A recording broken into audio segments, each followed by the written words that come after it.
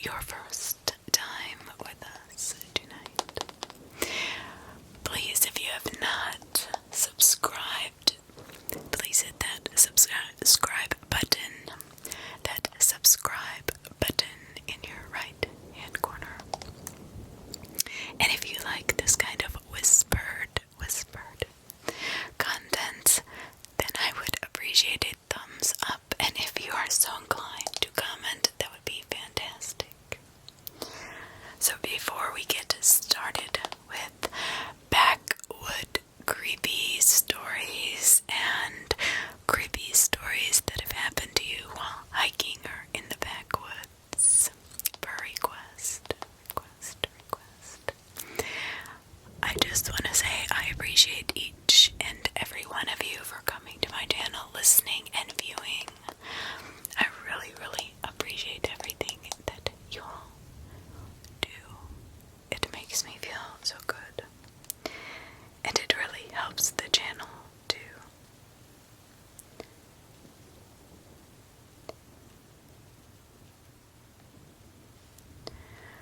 Now,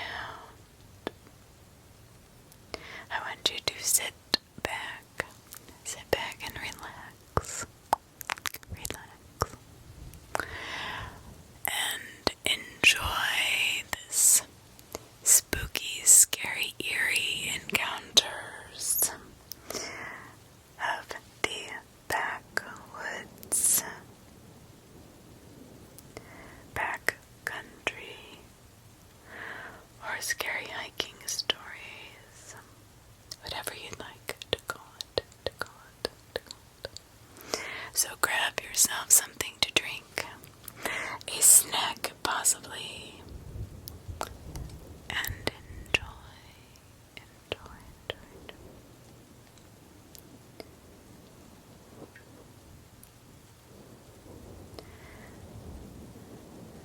So what are the scariest things that have ever happened to you while in the woods? My friend and I, we would walk through the woods behind our house. We called this the quote-unquote ritual. This peculiar night, it was a full moon. It was just perfect in the winter solstice, and we were ready to use our newly honed novice skills of witchcraft. So we decided to walk deep into the woods, a lot farther than usual. Although we had flashlights, we were trying to navigate the woods using our intuition and the light of the full moon. So we turned them off. About 2 miles from the nearest place we could possibly camp, we heard a soft whispering behind us. A woman's sweet, alluring voice calling out. We spun around, flipped on our flashlights immediately, and did not see a thing. We looked at each other, obviously confused, because we both heard it clear as day. But it wasn't there. Nothing was there. We shrugged our shoulders and continued our walk.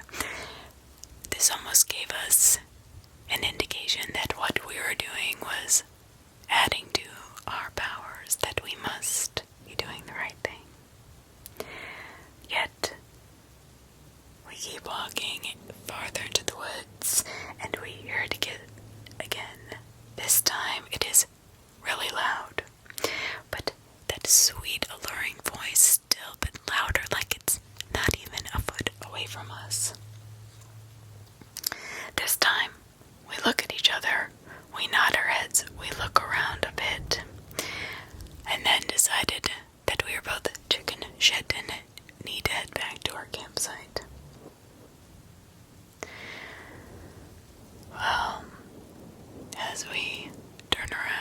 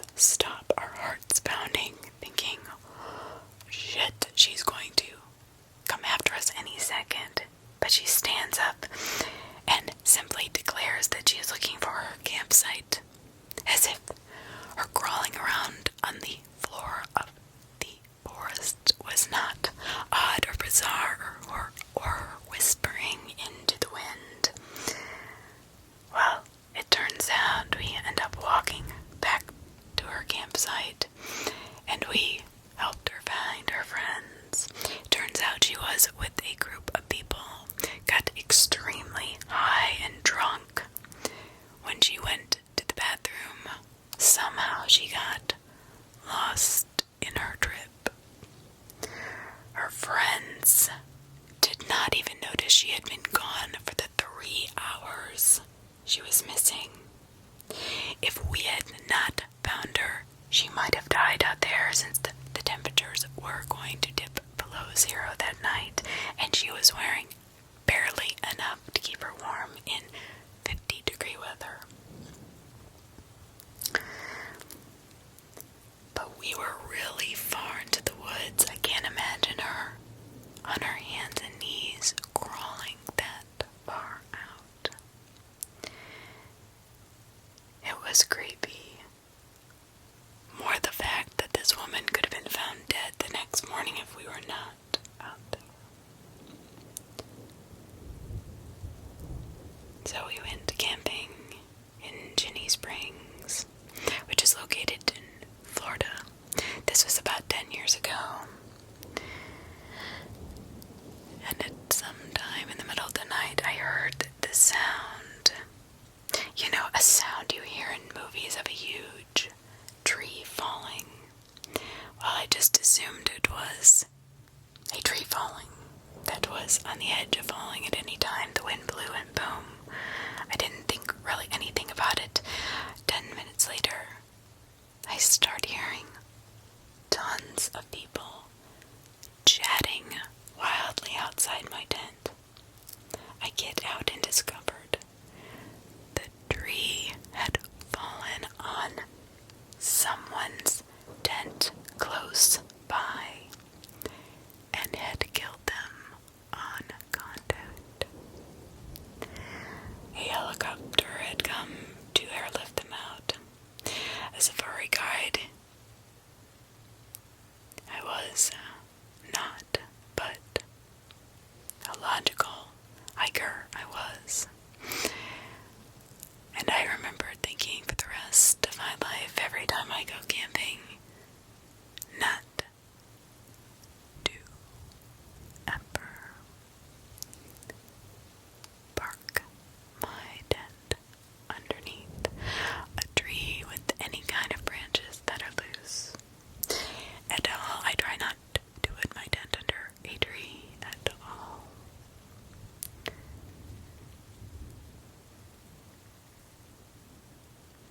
So I was on a safari. I wake up one morning with something very warm, soft and comfy on my back. It was snuggled up against me. It was keeping me warm, actually. My back was against the canvas of the tent. But then I realized, oh my God, it's an animal. It was really cold that night. Winter night temperatures drop close to 0. Here in the low veld. What in the hell? As I moved, I hear a voice from my friend. He spoke in a hushed tone, trembling, emanating from his voice. Are you awake? Hey, are you awake? Yes, I'm awake. The animal next to me gets up and luckily runs away. It was a male lion. Wow. Well, that would have been something to wake up to, wouldn't you say? My goodness gracious. That's all I'm gonna say. How crazy that is.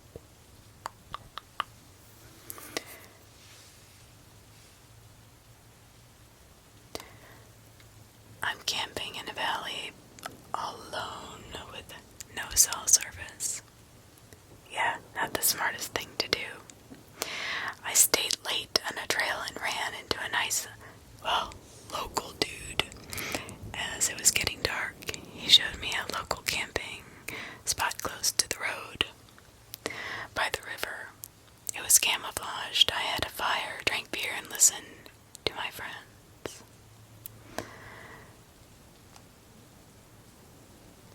My new friends. Comedy. Podcast. Yeah.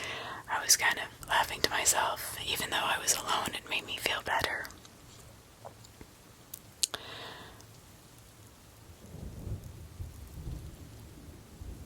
So I was listening to this comedy podcast my friend was chatting away on, and I realized that I was extremely visible in the dark, and everything else beyond my little light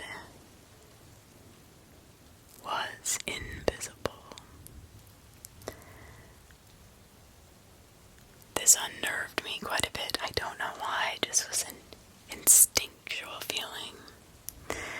I decided to sleep in the back of my truck under my topper next to all of my gear, as opposed to setting up my tent the next morning. I was so glad I did. After I made a fire, cracked a beer, and started making some breakfast, I realized there was a strange, dirty, homeless man approaching me ever so slowly, but never looking directly at me, standing across from my campsite. He has a long, ratty beard, has at least 100 grocery bags tied all over his clothes. What do I say? I mention how nice the day is, but there was no response. I offer him breakfast. Nothing. He sort of paces around the perimeter of my camp, very uncomfortably, let's just say. It's like he's sizing me up. I don't understand what he wants. I offer him a beer, but he just turns around. The guy standing there, his back to me, wandering around my site, looking at my stuff. I realized that there is nothing good that is going to come of this. After offering him so many things and him never looking at me not once, but sizing all my stuff up, circling me like I am his prey, I grab my bear spray, a pocket knife which I had right next to me. I turn to him and I look at him straight in the face, pointing my knife at him and the bear spray at the same time. Look, asshole. You are either going to acknowledge my existence or get the fuck out of here immediately. Again, he ignores me. I grab the bear mace even tighter in my hands, and now I'm walking towards him. This action makes him sulk away. I threw everything in my truck and I leave as fast as I can. Oftentimes I wonder if he had watched me during the night. But thank God for my laziness, for staying in my truck instead of my tent. I went that rest of the trip thinking about that. How that situation could have ended up much differently had I been more vulnerable and had stayed in that tent. He probably would have sliced my throat in the middle of the night.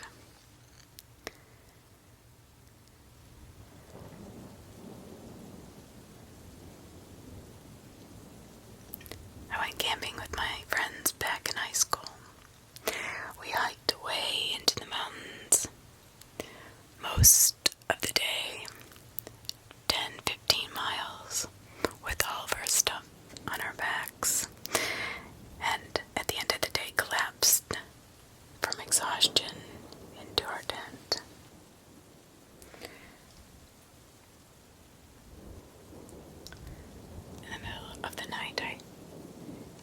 was something outside my tent. Then another something. And another all around the tent, all around us, surrounding us, circling us. Sounded so much to me like something stalking us right up to the tent. So quietly and intentional, we could hardly hear it, like it was surrounding us. I gathered my courage and looked out, shining my flashlight into the pitch black darkness. Yet all I could see in the dark was shining eyes. Not just one pair, but hundreds of them looking back at me. They weren't little either. They were huge eyes close to the ground. But almost like many, many men hiding in the bush, trying to be quiet so they could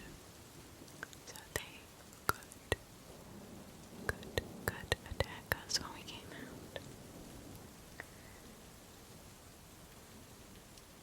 But all I could see are those eyes shining back at me. And then my friend, who had gone to the bathroom earlier, came up, not so quietly, and me, paralyzed in fear, staring at all of these eyes looking back at me, about to slaughter me, go running as fast as I can away from our tent site. My friend, who had come back from the bathroom, scared a herd of deer away from us, out of hiding. I'll never forget how sinister those cute little deer seemed to me at that point. My wife and I were camping alone. Yes, I know everybody says this, but things happen when you camp all by yourself or with just one other person.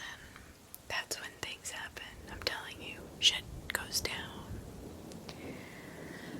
Well, it was a remote area. There were little campsites made by the Parks Department that were pretty much unclear to exactly where they were. And if anybody has ever camped in such a place, it is quite aggravating because you don't know if you're half in your campsite and half in somebody else's, or are you totally in your campsite. You have not a clue. You're just hoping that more people don't show up. But we found a great looking spot. It was right on the lake. But I thought maybe that should be avoided. We were beginner backpackers and figured the Parks Department would not make a spot if it, was so close to the water, which seemed to me to be unsafe, especially if we're cooking fish for dinner. But hey, what did we know? We were novices at this stuff. We thought if the park put it there, then, well, it must be okay. It must be safe.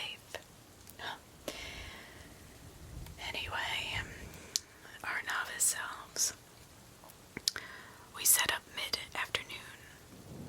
I was really tired. I took a short nap while my wife read a book. However, when I woke up, she told me that somebody was walking around in our campsite.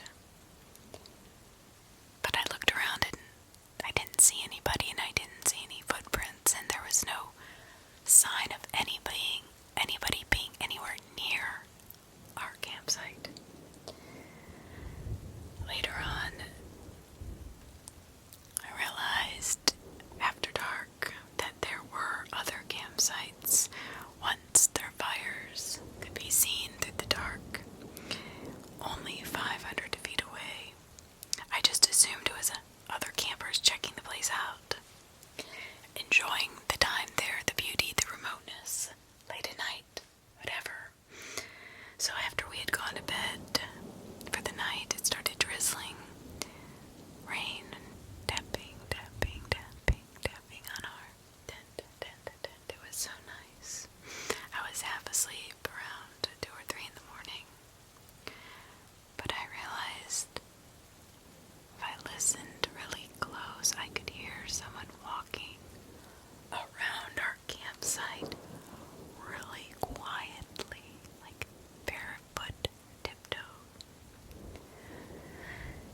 I said before, I was a novice, super novice camper.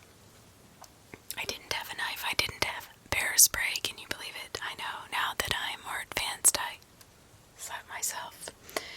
But I didn't have any sort of weapon. I started to freak out. Slowly I poked my wife awake to get her ready for battle. We listened together. Then suddenly we heard it. A cat cleaning itself is what it sounded like. A big tongue licking its paws. Shit, mountain lion, cougar, jaguar. I don't know what it might be. Bobcat. Anything that could eat us. Something we could definitely not outrun. We have plenty of cats. 4 at home. Since we've been married, we probably had 15. We know what a cat sounds like. Then, more walking around in circles around the tent. Well, the sound of a large cat lapping up water just feet from our tent sent us into terror. Walking back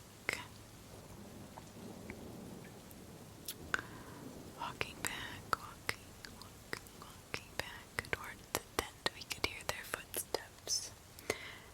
And then they just disappeared into the night. Thank goodness. We didn't have anything, luckily, to eat that night because I was too tired to fish. So we just had some dried goods that we kept tightly sealed. That I did know.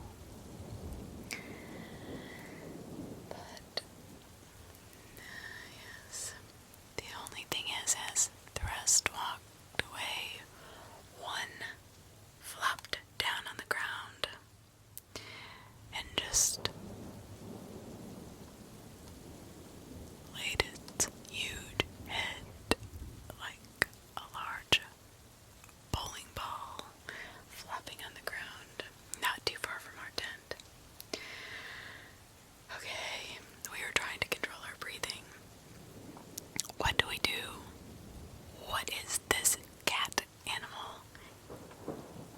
We were panicked, so panicked. It was hard to keep quiet, but we hung in there. It seemed like forever. And then I had to pee. Of course, you always have to pee in the middle of a horrific situation like this. But I wasn't ready to move or breathe, or let alone get out of the tent and go take a pee with this crazy animal, carnivorous animal that was, in my mind, about to pounce and murder me. The scariest part is that the whole time it was so quiet that if you didn't concentrate hard enough, you would not even be sure that there was even anything there.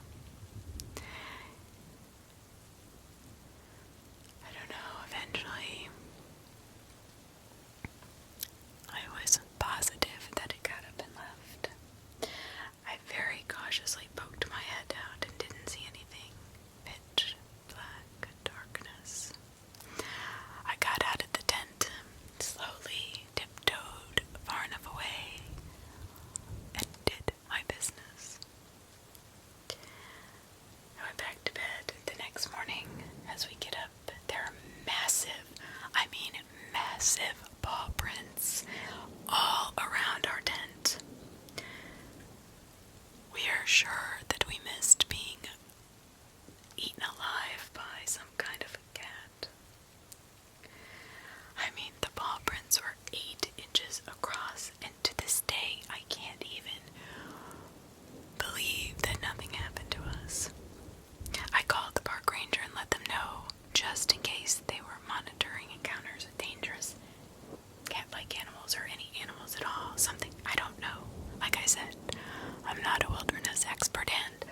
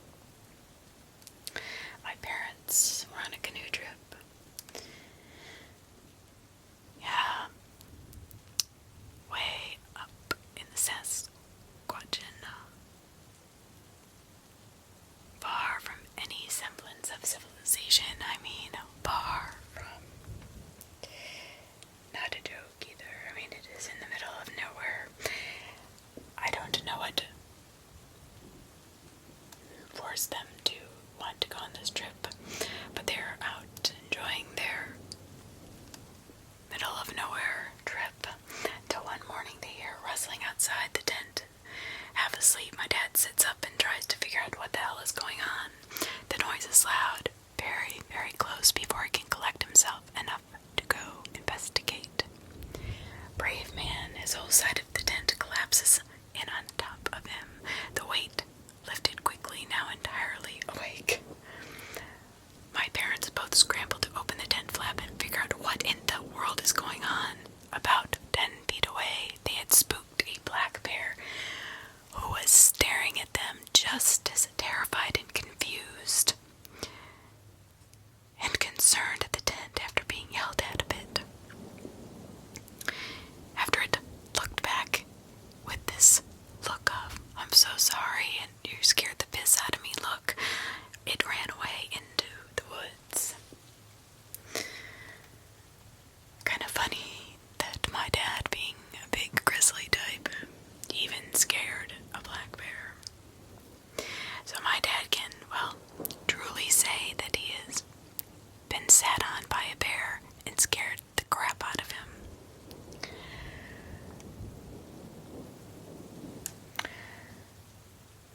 Well, we were hiking 3 to 5 miles down a trailhead in deep, deep Georgia, which I love to hike down. But it can get a little rural, if you know what I mean.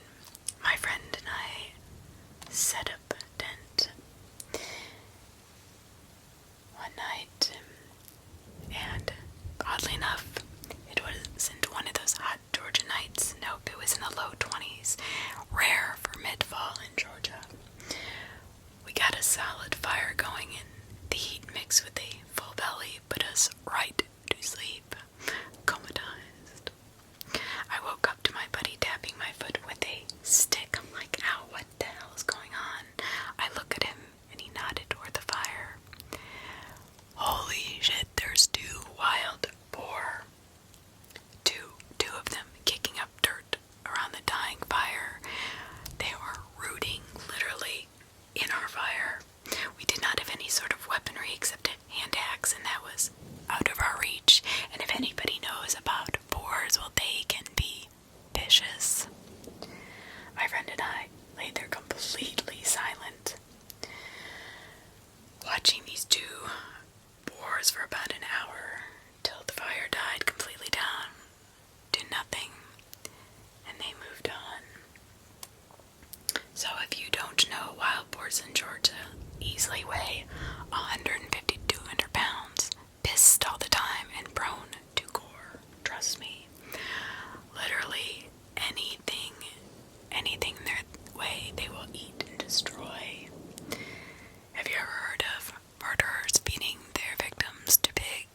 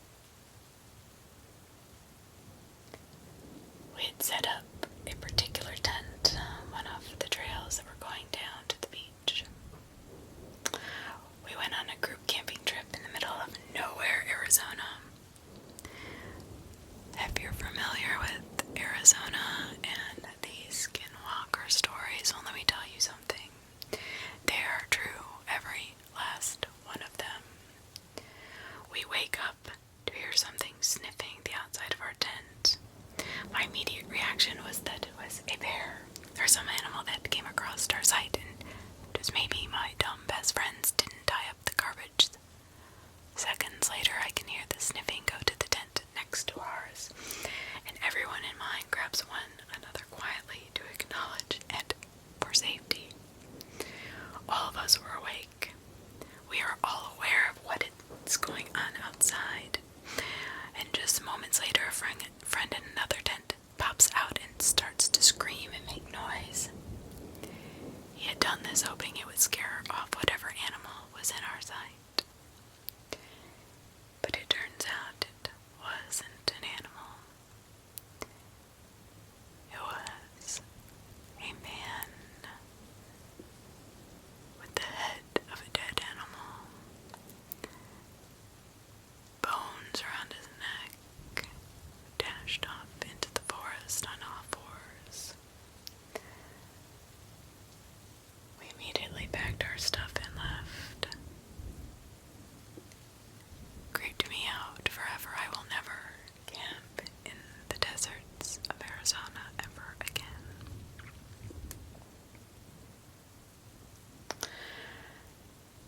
I've never posted here before. Yeah, this is my first time.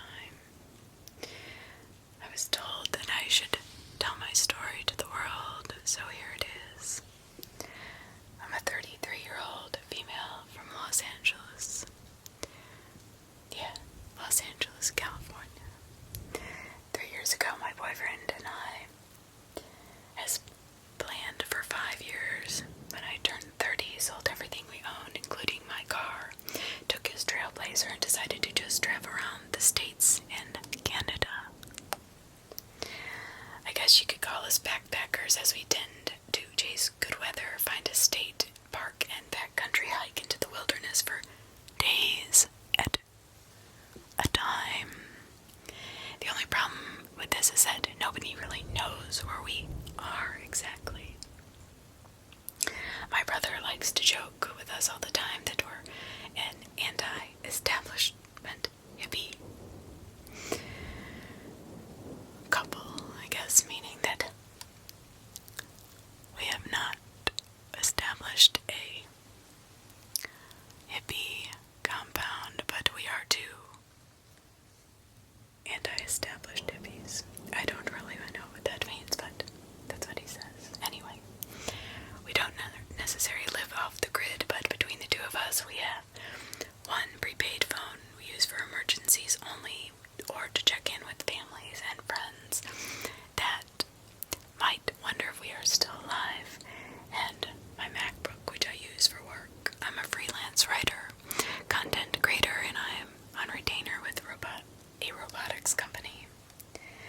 So yeah, you could say I have a decent job, which affords us to live like we live. Pretty damn lucky. Some and others were crazy. I don't really know which.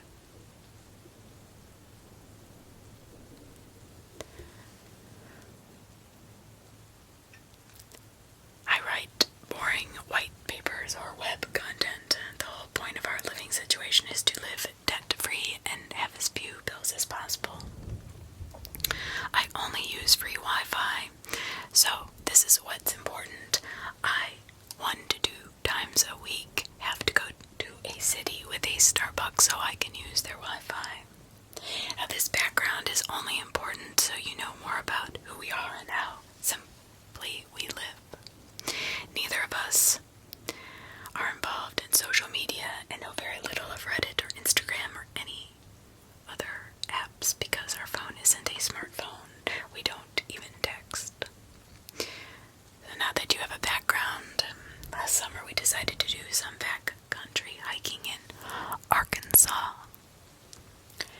It is one of those states you don't ever really hear about hikers visiting, but we read that it had some beautiful natural landscape, which it absolutely does. The rules at this particular park we were staying at were pretty relaxed. You didn't need a permit. There were a few basic laws, guidelines, but there was no check-in, check-out needed. We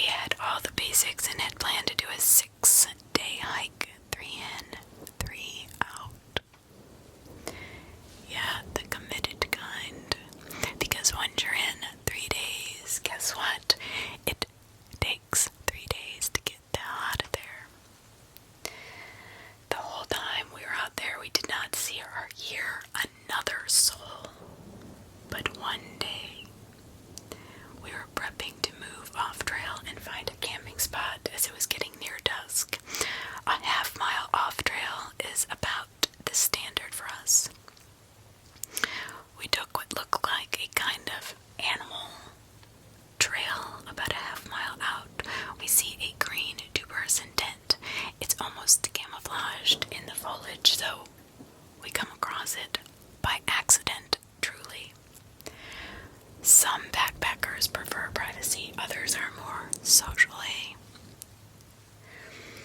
inclined, or the more social type. We have had some great experiences camping near other backpackers, sharing stories, food, and a joint or two. We were around 30 yards away from the tent. It was zipped closed. Yeah, we find that a little bit odd, seeing as it wasn't quite dark, and where is the fire? So my boyfriend shouts a greeting to make our presence known. There is no movement, no sound at all. We assume the green tent guy or girl either was not around or did not want to be bothered. We started off in a new direction to get some distance between us. There was something about that tent site that made us both feel uneasy. We couldn't quite put our finger on it, but just chalked it up that it was zipped tight, but nobody answered us. So we found a campsite, set up our camp, and never heard a peep. Moved along the next morning. Now, we have completely forgotten about the green tent guy until nearing the end of our 6-day trip. We were again looking for a spot to camp off trail when we came up on the green tent again. This isn't that unusual, but normally backcountry hikers keep moving, so we really were not expecting it. The tent flap was now open. My boyfriend yells his greeting again and nothing. My boyfriend wants to go, quote unquote, check it out, saying it's weird, honey, it's weird. Maybe somebody's hurt.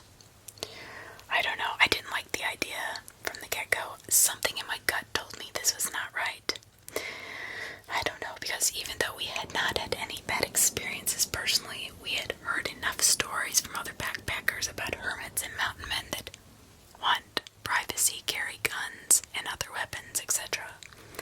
However, my boyfriend assures me that we will be fine, and if all else fails, offer him some weed to keep the peace, and we go on our way. Well, I wouldn't be on here writing if that's how this ended. As soon as we get within 20 yards of the place, the smell of decomposition is horrifying, nauseating. I almost get sick.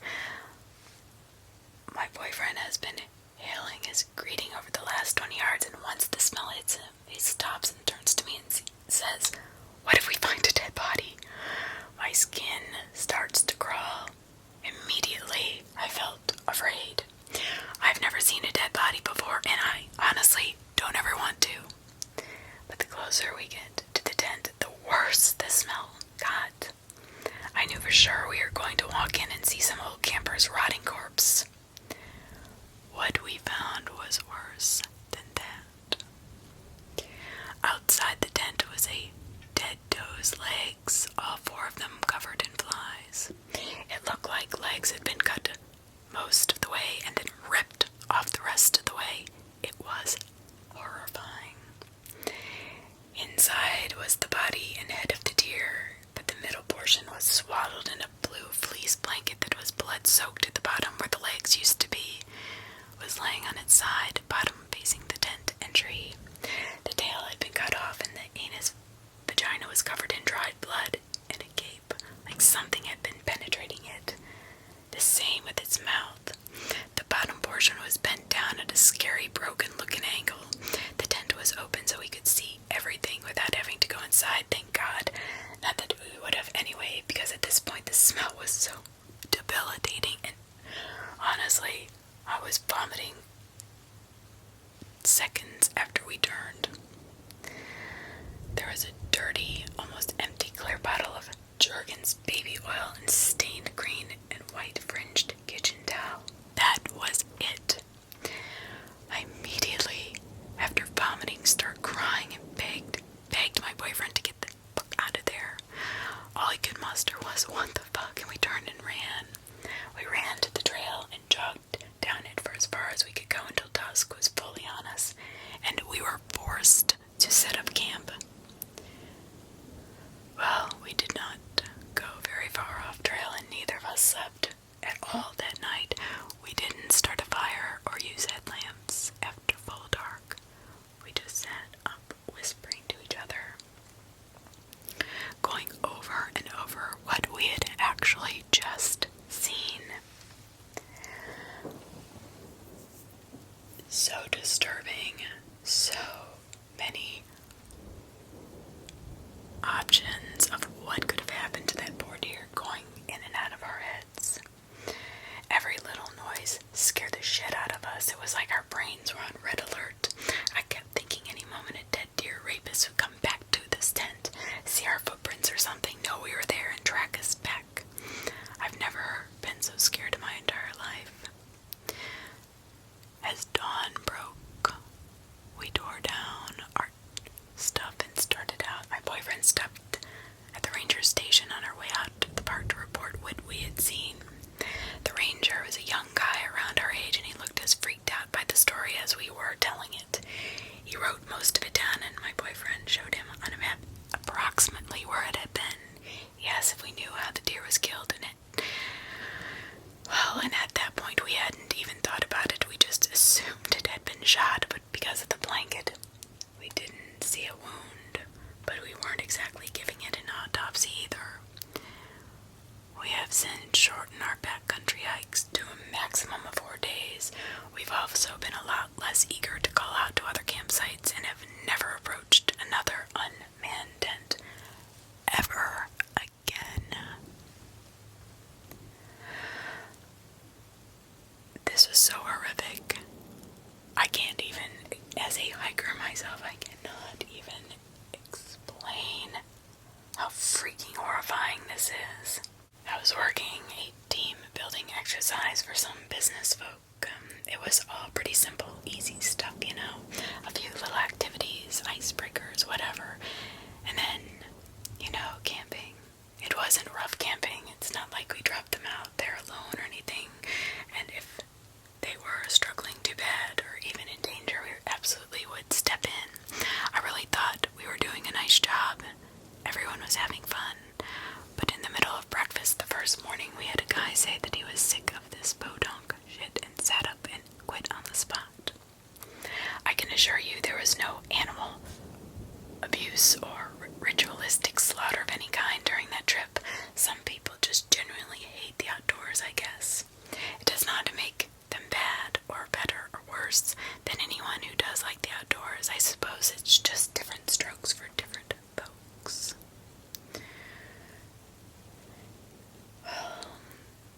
I don't think the person that this couple encountered was on a business trip, outing, or outward bound kind of thing. That whatever, and whoever attacked that deer had no good intentions, I can promise you.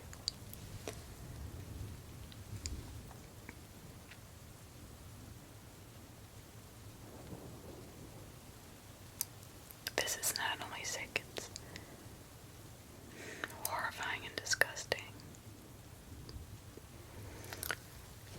As a former Arkansan, I have to say, watch out in our state. We do have a lot of mountain men which are invariably armed to the teeth, who would shoot and then ask questions later. Yeah, it's a gorgeous place, but not one to go poking around in. You're typically okay on public land or in more populated places, but let me tell you something. There are some of the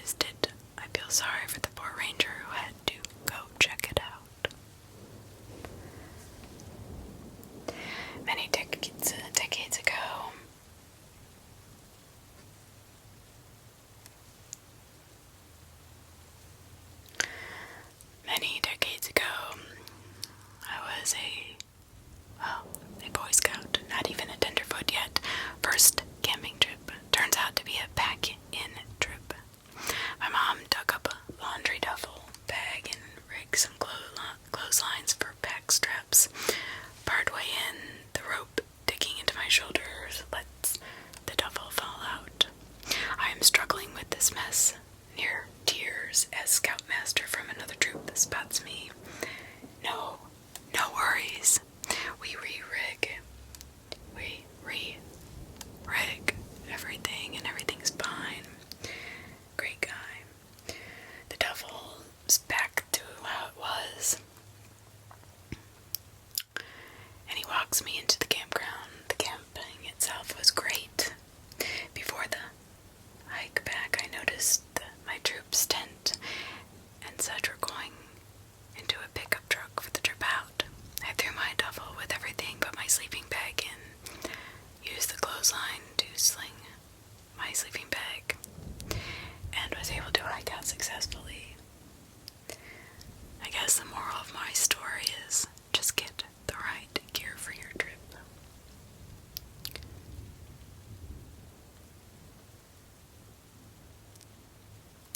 Have you ever been stalked by a family of brown bears on a trail? Well, we have. Thankfully, they kept their distance. I think they were more afraid of us than we were of them. But they were definitely following, and I could not figure out why, other than that they were potentially starving and that I was going to be their dinner. Turns out I had missed a bag of homemade trail mix in my pack and carried it with me on the hike instead of leaving it in the bear bag back at camp. I found it when I stopped to have some water. At that point, the bear were getting ballsy, closer and closer each time I tried to take a break. I dumped that trail mix out where I sat and climbed up the nearest cliff. Damn, if those bears didn't go right for that mix. Shit, you almost lost your life. You've got to be careful of this stuff, people. If you're going hunting, hiking in bear country, make sure you do not have anything that a bear can smell and eat. Their keen sense of smell is unbelievable. Unbelievable. The most excitement I've had in years is a dead body found in my neighbor's backyard. It was almost my backyard, full of 3 acres of wild overgrowth and terrifying wildlife. Apparently some guy tried to hike through, fell into a gully, apparently broke both legs and succumbed to coyotes. Sometimes I'm not sure what's more dangerous, the backyard I share with my neighbor or solo hiking unknown land with the wander itch. My wife slipped and tumbled down a steep cliff. Fortunately, she managed to catch herself on a switchback just below. If she hadn't, she would have fallen to her death. She broke both her arms, both her legs, and had to be air flighted out. Spent months recovering. Wow. So, I don't know if this person is crazier than me or what, but this person goes solo backpacking. Yeah, that was me. Near Skinwalker Ranch.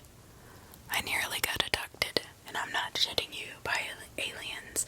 I woke up in the middle of the night to a beam of light directly over my tent. Now, if you've ever been out there, it is in the middle of nowhere. I really thought someone might be standing over my tent with a headlamp, but there was no one around.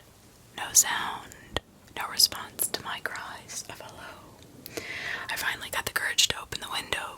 Nobody was there, but the light was still shining down in a perfect stream right onto my tent. I got my knife and bear spray out, and I was ready to stance for battle. When I got out of the tent, I looked up. I was so embarrassed because it was the moon. The full moon had come out from behind the mountains under the cover of clouds, and the clouds had finally parted. Scared the crap out of me. Don't drink and hike or drink and camp, I'm telling you. Whiskey vision will do wonders in the middle of nowhere where, well, places like Skinwalker Ranch hold many, many tales of horrific stories. How about the Pacific Northwest? Well, I was an avid backpacker until I moved to Cali last year for grad school. I've got a spooky tale or two for you. I was up in the Baker Wilderness right up on the Canadian border.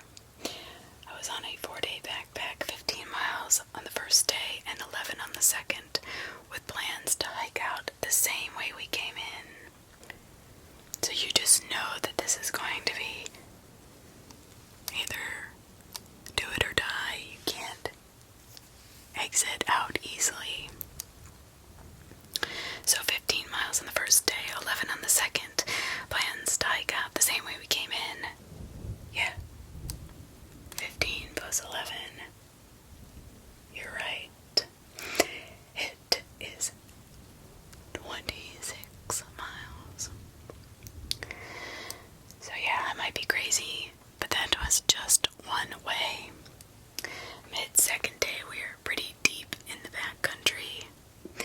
Ranger's office warned us the trail was not regularly maintained and to expect slow going, lots of washouts and a little bushwhacking, but we were close to the primitive site at that point. Suddenly, I noticed absolute silence. Now, I've spent my entire life in the woods. There is always something, some noise being made. And you get a sense for when shit's about to get dangerous, whether that be because of an animal or something entirely different.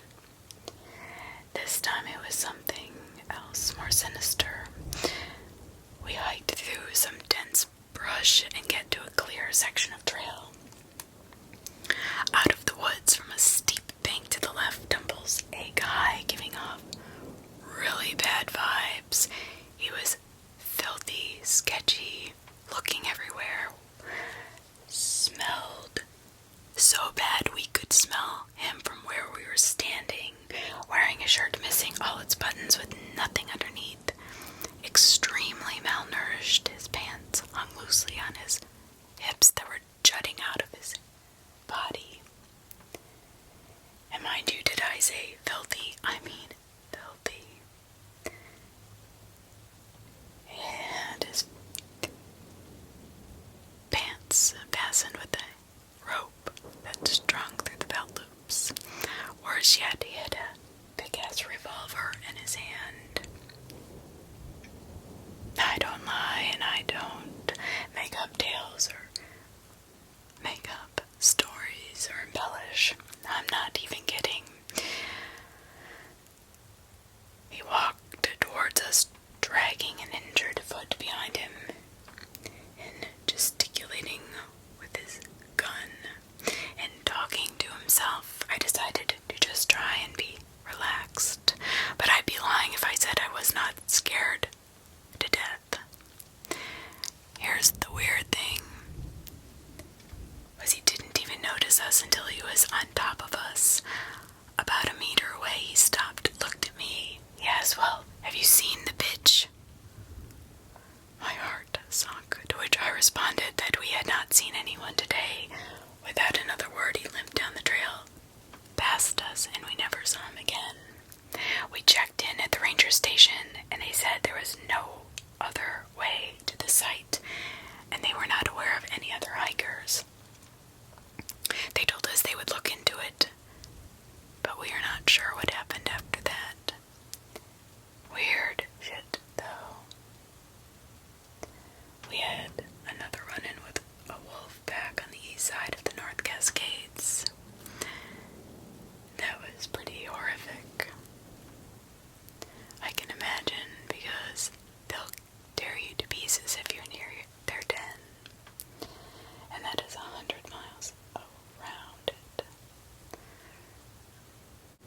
So you want to hear some insane story? Well, here it is. It's long and it's scary and it's no shit for real.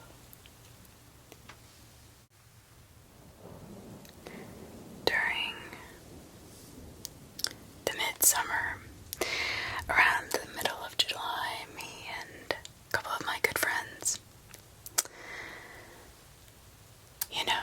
a few of the guys would take this trip all the way through my childhood. And we always made time to take this trip to go to one of my friend's family cabins, way up in the middle of nowhere, north in the forest of Minnesota. The cabin was located on Vermilion Lake. Throughout all of our young years, we would go every single year. My friend's dad, Kevin, who owned the cabin, and sometimes a few of our dads as well. Once we were juniors in high school, we felt mature and old enough to go on our own without Kevin's dad or any of our dads. We didn't want that adult supervision hanging over us. I would like to mention a little information in regards to my friend's cabin to help you picture the scenario. The cabin is extremely remote. Extremely. Very little based upon a very large size island. Other cabins, yes, were on the island as well, but the next one closest to us was a solid quarter or a half-mile away at the very least. Which you could get to, yes, by taking a man-made path around the island. I also would like to mention that to get to my friend's cabin, you had to park on a gravel road on the opposite side of the island, as his cabin was on an island, and take his boat across the lake about a half a mile to reach the cabin. The lake is huge. So needless to say is that we were in the middle of effing nowhere, no way to escape if we had to, on a very, very, very remote island with practically no way to get help. My mind always has a tendency to run around when sleeping there at night throughout all my years I went. The problem is it was all one level with only 2 bedrooms next to one another, a kitchen, living room connected, and a bathroom in the back of the cabin. Where you would sleep in the cabin, there was always at least one window in each room with no curtains on it at all, which I don't know, I found a little bit odd since it was so easy to see out into the pitch darkness, and for the pitch darkness to see into the cabin. You could see the woods and the lake through these windows. And this is where my mind would run wild, as I always thought someone was peeking in. Of course, nobody ever was, and not any of the years that I had gone there. I had been to this cabin dozens of times throughout my life, and now I was turning into a man. Come on, nothing had ever happened, and come on. The older I got, it was easier to sleep because nothing had ever happened. Until we usually would stay a week, or 4 or 5 nights. On the 3rd night during this particular trip, when we were there on our own, finally we had to set up a campfire. We had been drinking beer all night long, and I don't condone underage drinking, by the way. We just happened to sneak some, being the rebels we were at the time. We went out to his dock to gaze up at the magnificent stars and enjoy our buzz. When we heard it, all of a sudden a noise, something out at the water that sounded like a fish jumping out to catch a bug. We all quickly looked out at the lake with curiosity, wondering where the splash came from. Having our bowls, of course, ready 24/7, the moon was out that night, which helped lit up that particular spot.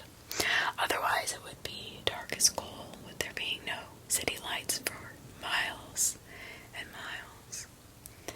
We would not have been able to see anything on that lake. My one friend, Ryan, began to point out, saying, guys, what in the hell is that? After looking closely and finally spotting what he was pointing at, all I could describe was it simply looked like a head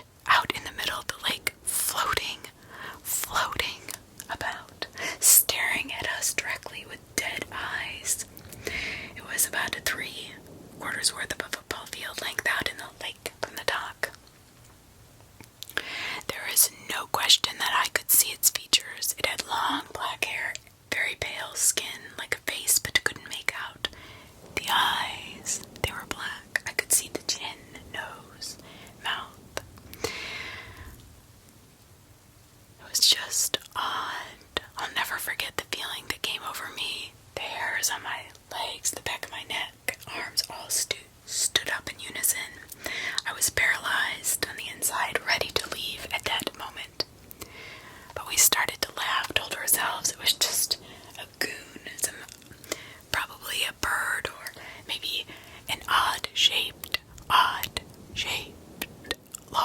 with some leaves hanging from it. It had to be. I don't know. And the birds we thought it might have been have black and white feathers. And they hunt by diving deep into the water, holding their breath up to 10 minutes sometimes. So it is possible that a loon all of a sudden popped up in the water after hunting a bit. Or at least we tried to talk ourselves into that was what actually it was. But all of us had the creeps, and noticing it wasn't moving a single bit, just treading water, staying in the same place. We go back to our campfire. We stoked it even brighter and headed inside to drink more beer. There is a staircase outside my friend's cabin, about 8 stairs in length down to the bottom where the fire pit was, and the dock. In our drunken stupor, we soon forget about the head with the help of a little more beer until I had to use the bathroom. The one inside was preoccupied, so I just go outside, do my business. Since we were in the great outdoors, nobody else was there. Why not, right? Although when I'd been doing my business, I glanced out at the beautiful moonlit lake and noticed that a black object was still there. 30 yards closer now, still looking as if it was staring right at me. I could easily see the nose on this thing's face. Again, it was very pale and the eyes were black, like they had been cut out. This uneasy feeling came over me again. I immediately went inside, told my other friends to come look quickly, keeping my eyes glued to it at the door of the cabin. We come outside to see it still there looking at us as if this head was corked up at us with its chin in the air. Nobody dared to go down to the dock anymore, and we immediately went back inside, rolling out that it probably was not a loon, because a loon would not have tread the water in the same spot. Eventually the current would have drifted it somewhere else in a rocking manner. For a loon to stay in the same spot for almost an hour or two made no sense at all to any of us. Like I said, we had been coming here for years. We had never seen anything like this. This head-like object was stiff as a board and not moving a single muscle, just staring up at us from the deck now. There was no ripple effect at all in the lake from the object. We convinced ourselves again it was just a log, went back in. I could tell everyone else felt the uneasiness that I felt. Hours would pass, super late into the night. We knew we needed sleep. But I am curious. I looked back outside one more time, and the black object had vanished. I could not help but feel a sense of relief, thinking the log must have floated off or just hit shore somewhere else. As we slept with the windows open that night, there was no AC in this cabin, no need for it. It was nice and cool. We had to open them or we would fry in this cabin, with it being the middle of summer. But it was cool outside. Me and my other buddy Tommy slept in the living room with my other friends, slept in the 2 separate bedrooms, their doors wide open. For some reason I just could not sleep. I kept shutting my eyes, but I couldn't keep them closed. That's when I began to hear someone walking around at the bottom of the stairs to the cabin. Remember I mentioned that earlier. Around the campfire and at the bottom of the stairs, I thought I was about to shit my pants. No question what or whoever I heard down there was off the dock now, pacing back and forth as it made the sound of a boot clicking, clicking, clicking in the wood. It was as if they weren't sure what to do with themselves. It lasted for 3 minutes approximately. Wanting to whisper to my buddy, but frozen in fear, I kept my eyes shut and my ears on full alert. The footsteps took 2 steps up the deck stairs all of a sudden, then turned around and sprinted out down the man-made path. After it sounded like the steps were long gone and a couple minutes had passed, I jumped up, woke up my friend Tommy, and asked if he heard the steps, both of us sitting straight up now. I was startled. To my friend Ryan walking out of his room and saying we need to leave a minute after these steps vanish. He must have heard us talking so he could come out as well, but either way, he was awake. He must have heard it. Something was very disturbing about his expression, and I asked him why. He woke up my other friend Kevin in the other room and said, "Let's go get the boat. It's time to go." "Wait a minute. What? Ryan, what the hell is wrong with you?" He explained to us quickly while grabbing his stuff. I will never forget what he explained as, well, my other friends will never either. He said when he was turning sides on his bed to get more comfortable, he saw someone peeking in at the top right corner of his window, and it quickly shifted out of view. He said all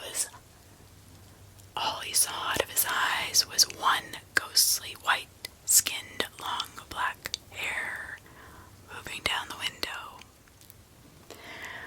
When we look back at what he experienced, it chills us to the bone, realizing that since this face was in the top right corner of the window in my friend's room that he was sleeping in, this thing either was damn near 8 feet tall or standing on something like bricks, trying to begin or floating.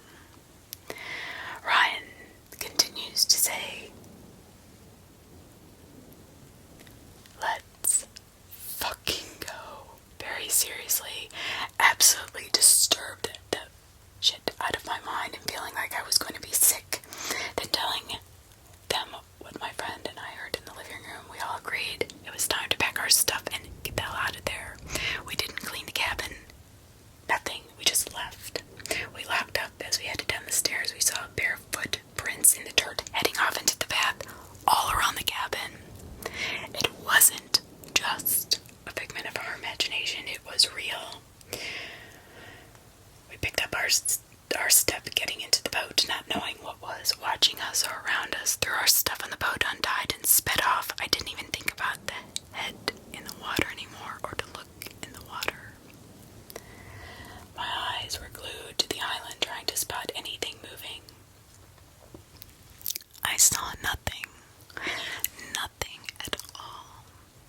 We finally had gotten our stuff packed in the car and boat tied up, hopped in the car and took off. We had been driving about 10 miles out of the blue. Ryan, who said he saw the person outside his window, broke down in the car sobbing, saying, "What was it, guys? Oh fuck, what did I see?" We called to tell our parents what had happened on the way back and that Ryan was freaking out. They told us just to get home safely and quickly. We arrived home 4 or 5 in the morning, but no one slept. It was a quiet ride. My friend's dad, who owns a cabin, went up that following weekend and said he experienced nothing while he was there, but he did mention bare footprints were still lingering around, which he thought was odd because someone was walking around his property, and that perturbed him. Whatever my friend had seen messed him up badly. He had a breakdown, trouble sleeping, multiple nights, ended up having to seek help for a couple weeks and hop on some sleeping medication. As time went on, he ended up being okay, but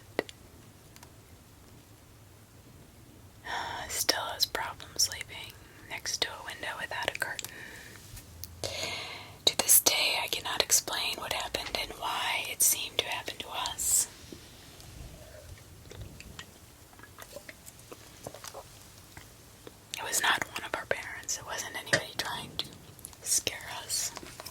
Intentionally, there was somebody there. I'll never forget that face. That dead black hair floating around it.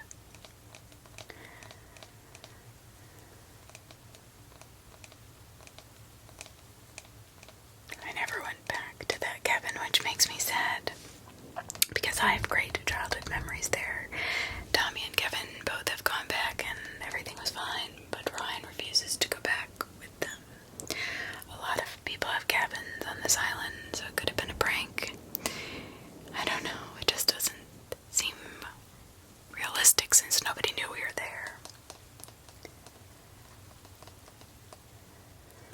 I don't know.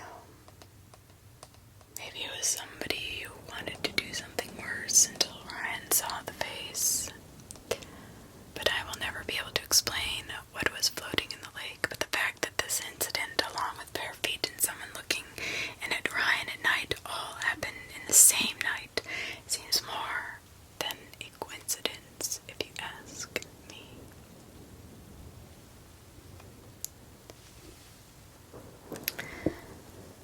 So if you want to find something inhuman south of Seattle, if you want to go looking for it, there is something out there. I've had a road trip many years ago. Has made me sick to death of working myself. I took the first vacation of my life last year. A beat up, rebuilt Yamaha Zuma and a foolish sense of optimism carried me across the western United States on an adventure that seriously made me rethink everything I thought I knew about the world. I loved Seattle, with the hip, original hippie neighbors and the Burma carnival atmosphere of Pike Place Market. The bridge toll was a highlight. Gotta love a city that sees a bridge and goes, you know what this needs? A giant concrete troll. Getting out of Seattle, however, was a total nightmare. Restricted to back roads by a motor that kept at 40 miles an hour. I must have gotten lost a dozen times, despite all the help I received from baffled gas station attendants. Which baffled me why they didn't know how to get around the place they lived. Anyway, I was behind schedule when it came to finding my campsite. Miles south and a little east of the city, there's a free campground. It's most often used by horse riders, and boy, you can smell it. That's actually what guided me in the last few miles. The smell of horse manure. Whatever you want to call it, it all smells the same to me, a city boy. There's a gravel road off a surface road, and then a few crooked, unpaved paths off that. Yeah, middle of effing nowhere. The trail markers were all bent, broken, or faded. Some moved in the opposite directions. In the end, I had to follow my nose. I set up my junior scout tent in the fading twilight. Mine was the only one there. Should have been my first inclination. I had the place all to myself. After a quick meal of apples pilfered from a previous campground, I did my usual travel log, spieled my video camera by lantern light before turning in. I'm not sure how long I slept. I know I checked the time, but I'll be damned if I can recall what it was. Something had disturbed my well-earned beauty rest, but I was too groggy to remember what it had been. I sat in a stupor, too alert to fall back asleep, but too sleepy to be totally awake. Something brushed the side of my tent, and suddenly I was wide awake. Matter of fact, I was wide awake more than I'd ever been awake in my life. I had done plenty of camping. By this point in my trip, I was familiar with the sounds of the usual nighttime critters, from raccoons to coyotes to deer, but nothing had ever bothered me in my tent before. Just snuffled around the camp before wandering off and leaving me be. From the sound of the footsteps, it was walking on two legs. That was a first. My mind immediately jumped to the worst possible conclusion: bear, serial killer. There's a lot of conflicting information out there about how to deal with bears, and a lot of depends on the type of bear.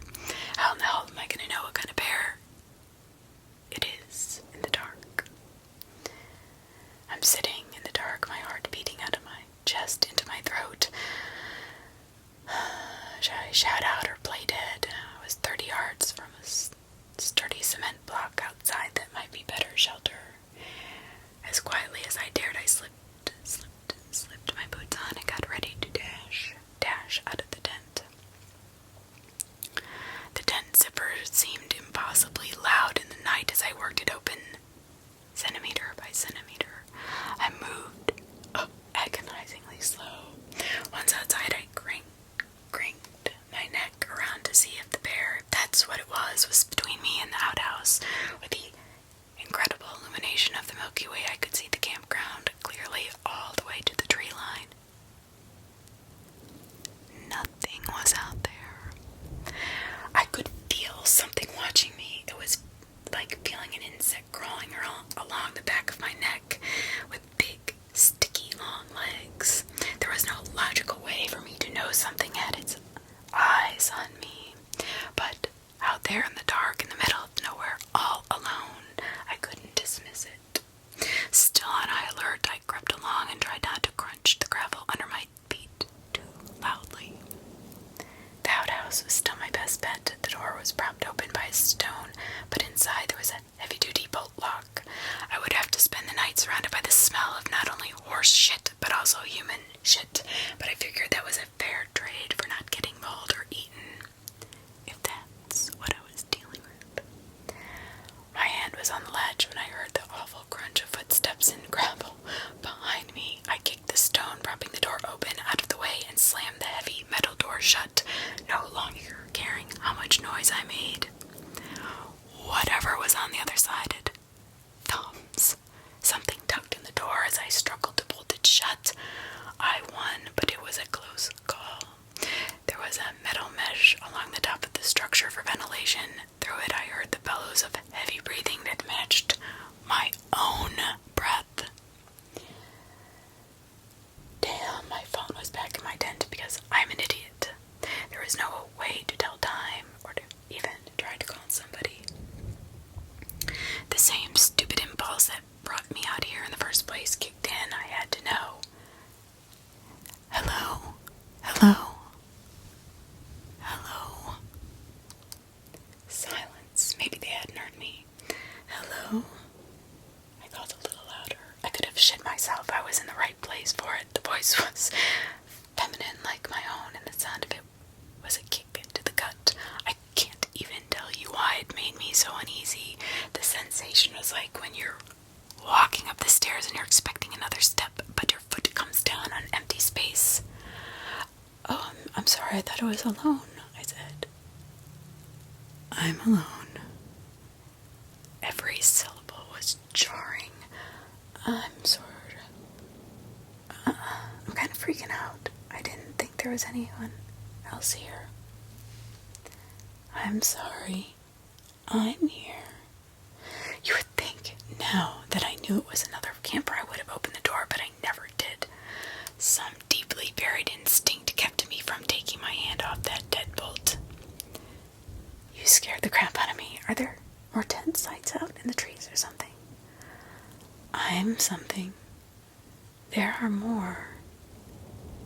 Her words made me sick to my stomach. Again, I could not have even told you why, only that they did. From her odd syntax, I guessed English wasn't her first language. Do you need to go? Use the bathroom, I mean, because I'm going to be in here a while.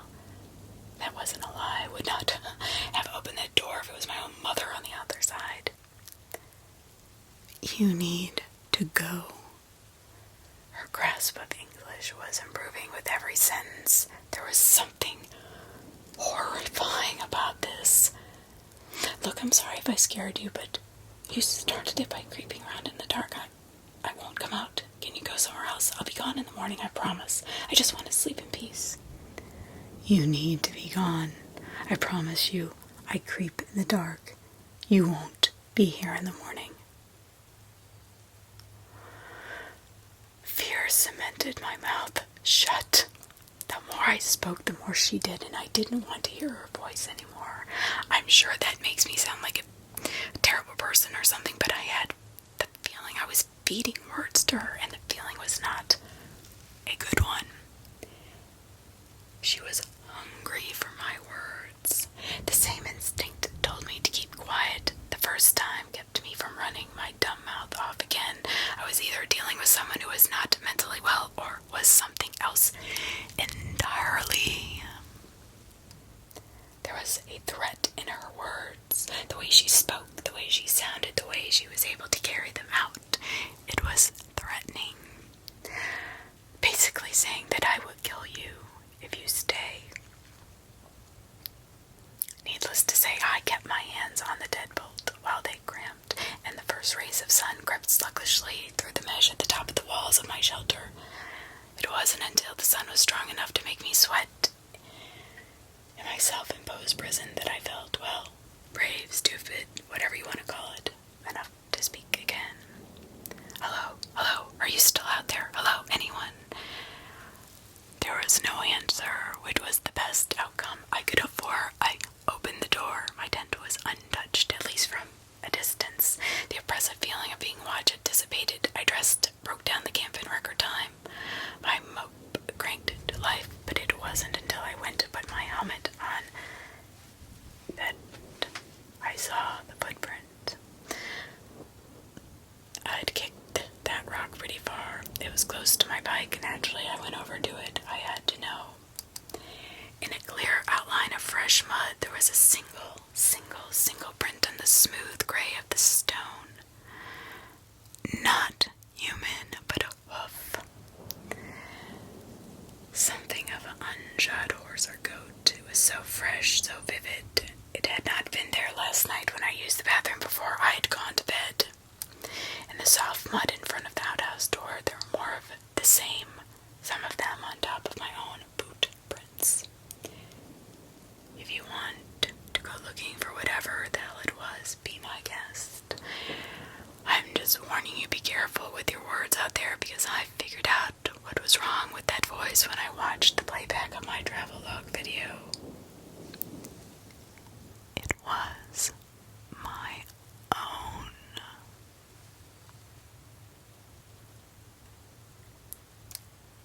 Swamp Wells Horse Camp. It is actually south of Portland, Oregon. My family used to own land in Bend, Oregon. We were at one point going to build a house out there, but it never happened, and my stepdad eventually sold the land. I'm gonna start by saying it was a weird place. It seemed very inhospitable. Though there were plants everywhere. We had a small forest on our 40 acres, and everything but the ground seemed old and crusty. All the trees looked dead. We were building a shed on the land and would camp out there some nights. The shed was just a skeleton of wood, no walls or anything, just the frame. One day we decided to set cans on the frame, shoot at them, so we did. Everything was going as well, just as well as you'd expect, but I took up the shotgun, aimed and fired at the can, and nothing. It looked like I had missed, but almost a full 10 seconds later the can fell over. All of us wondered what in the world happened. Had I hit the can? Did I miss it? Did wind blow it over? But there was no wind. My mom was recording the whole thing on one of those old VHS camcorders. In the video, you can clearly see my gun fire. The spray of pellets exit in a haze of expanding gases from the muzzle, but then everything just sort of goes away. My mom keeps the camera pointed at the can, and after what seemed like an eternity, you can clearly see a cloud of pellets, now moving significantly slower, appear out of nowhere and hit the frame and knock the can over. It was as if I had fired through a wormhole and the pellets took a trip to the other side of the solar system, only to be turned with much less energy than they had when they were initially fired. Not one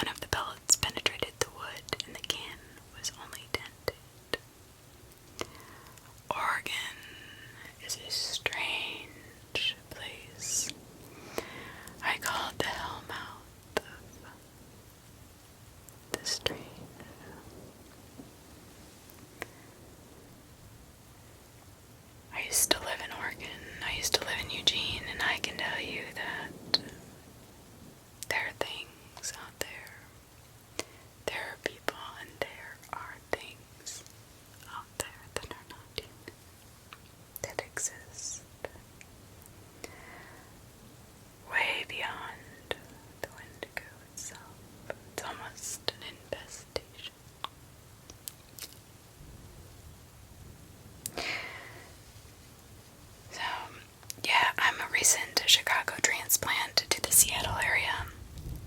My uncle lives in the city as well, and he and I go into the mountains shooting, camping, sometimes when our schedules line up. One night this past summer, towards the end of August, we drove out to the spot somewhere in the woods. I don't know, I think it's a fair distance east of Mount Si, maybe an hour or so outside the city on the highway, plus another hour on Forest Service roads. Out in the middle of nowhere, you could say. I'm not really 100% sure where things are around here yet, and I can ask my uncle later on, but I'll guarantee you it's a very quiet area, but not like remote by any means. The first few hours were plenty entertaining and usual. Nothing odd happened. Business as usual, as they say. We set up our tents about a 10-minute walk away from the road and spent a few hours shooting at cans set up on a hillside a ways out from our actual camp. We played cards at a cowboy dinner and shot the shit for a little bit and then climbed into our tents. I remember about 140 feet in from the road we found some hoof prints in the mud, which we thought was weird because it was a heavily wooded area and kind of strange spot to go horseback riding. But I guess I've seen weirder things or heard of weirder things. I don't know. But people do strange shit out here in the woods, and we kept doing our thing. Now it's worth noting that oftentimes my little cousins come out with us, and so my uncle brings the big tent. It's like a 3-room mega tent with a foyer and a tent porch, and then we all crash in the same one. But since it was the two of us, we packed a pair of ultralight backpackers tent, those tiny claustrophobic ass ones that barely have room to sit up straight. Anyway, we zipped ourselves in and said goodnight. It was all quiet as I fell asleep. I remember I was awoken suddenly by a loud sound outside my tent. It's hard to recall exactly. Something like someone choking or clearing their throat, laden with mucus or fluid, like a guttural cough. Very abrupt. Sleepy and only half awake, I check my phone. It's 2 in the morning, meaning I'd only been asleep for a couple of hours. I lay there in silence for mere seconds, answering a text message from one of my coworkers and trying to decide whether I dreamt this or not when I heard something entirely different. Shuffling around outside, maybe as far away as the edge of our camp, I thought at the time it must be just my uncle out to relieve himself or something that seemed reasonable enough. I called out, "Damn man, you dying or something?" in a sort of half-asleep, groggy voice. But I got nothing. No reply. It's so messed up, because at the time I just figured it was my uncle. Too tired. Didn't hear me. Something like that. I just listened to this shuffling noise. It made its way slowly around the edge of the camp for 5 minutes or more.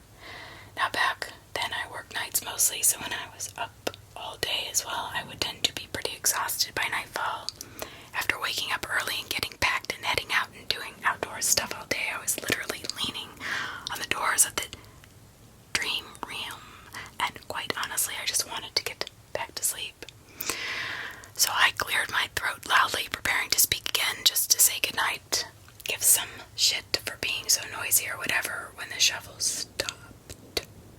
Again, at the time I didn't feel that it was unusual. When it started back up again, I didn't think it was weird either. It made its way back towards camp. I could hear him coming up from somewhere above me, if you take my meaning as I was lying down. I just figured it was my uncle having finished his bathroom break and on his way back to sleep. As this shuffling moved towards my uncle's tent and my own, I was already basically back to sleep. I muttered something like, "Get back to bed, old man," and this time I got a reply. Just a few words spoken in a weird voice, which at the time I attributed to my lack of sleep, or maybe his. It said this: "You're gonna die or something." Now right now, I sit straight up and I'm thinking, what in the fuck? But back then, I was just like, I thought he was making fun of me or teasing or something, but I was still straight up, Like, what? What does he mean? Anyway, he didn't say another word. I thought he was just messing with me. I fell asleep listening to what I thought was my uncle kicking some dirt on the fire pit. Just weird scuffling sound from over the fire pit. Obviously, the only reason that this memory sticks out to me now is because I was trying to give my uncle some shit about it the next morning as we packed up. But he had no idea what I was talking about. He said he had taken a leak 30 minutes after I climbed into my tent and then went to bed himself. Slept soundly through the night.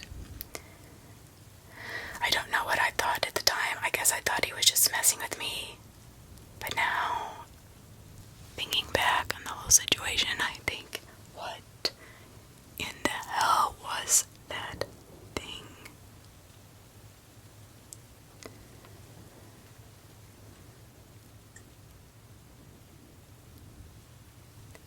You were at Horse Hitch Campground. Yes. Yes, we were. Bad things have happened there. Oh my god, that's freaking scary. It used to be a good site for dumping bodies, and probably still is, especially the torso. When you hack it up, it's the biggest and smells the worst, making it the hardest to get rid of. Apart from grinding it up or incinerating it, the horse shit smell conceals the decomposing smell. Not many people visit that place. You can go pretty much unnoticed at night. Oh my god.